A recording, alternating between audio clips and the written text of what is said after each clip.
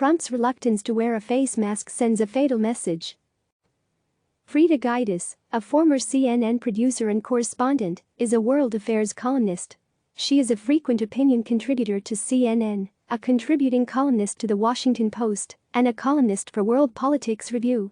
Follow her on Twitter @Frida Guidis. The opinions expressed in this commentary are those of the author.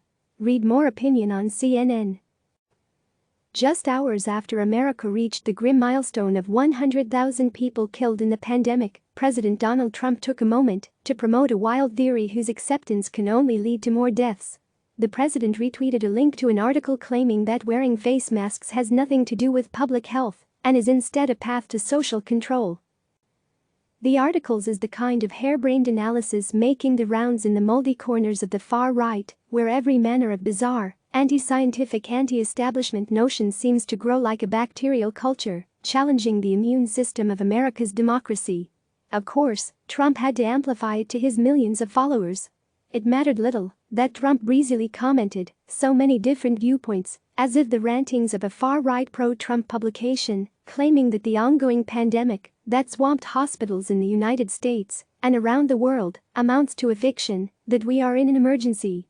Once again, Trump placed himself astride urgent public health measures recommended by members of his own administration, sending mixed signals for no reasonable purpose. As the country has split between pro- and anti-face mask-wearing believers, the president, incredibly, has emerged as the leader of the anti-government side of the divide about taking a simple measure to slow the pandemic. Refusing to wear a mask is becoming akin to wearing a MAGA hat, a sign of pro-Trump defiance against the establishment, but one that will prolong the crisis, lead to more people dying, and make it more difficult for the economy to recover. In New York, Governor Andrew Cuomo signed an executive order authorizing businesses to bar entry to those who refuse to wear a mask. "You don't want to wear a mask, fine," Cuomo said, "but you don't have a right to go into that store if that store owner doesn't want you to." Opponents of mask wearing are painting the issue as a solemn question of liberty. The claim is beyond absurd. The 19th century philosopher John Stuart Mill, an apostle of individual freedom, wrote in his famous On Liberty essay, "The only purpose for which power can be rightfully exercised over any member of a civilized community, against his will, is to prevent harm to others."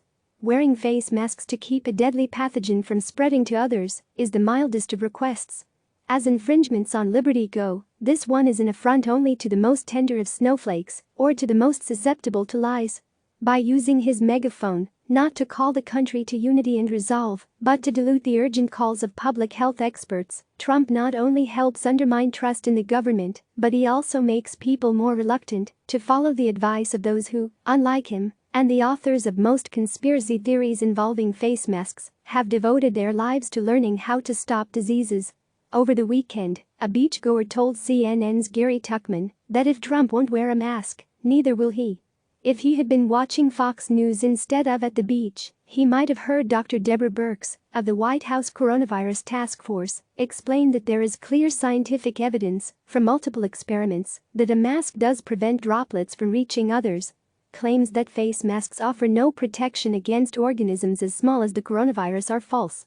On Wednesday, Dr. Anthony Fauci, the government's top infectious diseases specialist, implored Americans to wear face masks when they go outside. "The masks," he told CNN, "are not 100% effective, but they help us protect the people around us. They show," he said, "respect for another person." Trump is adamant about not being seen wearing a mask.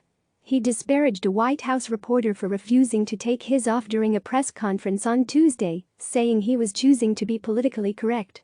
He also retweeted mockery of former Vice President Joe Biden after he wore a mask in his first public appearance since March last Monday.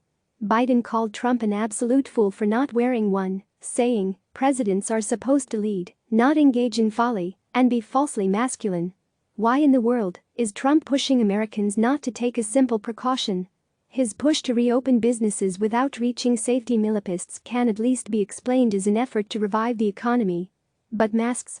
His influence there will only cause more deaths, possibly affecting his supporters more than others, and countering his efforts to bring the country back to normalcy. Trump is again placing himself as the rabble-rouser, the rebel against the system, even though he now is the system. He's reprising his 2016 role as the defiant, anti-establishment, politically incorrect figure. This time, however, he's working against his own interests.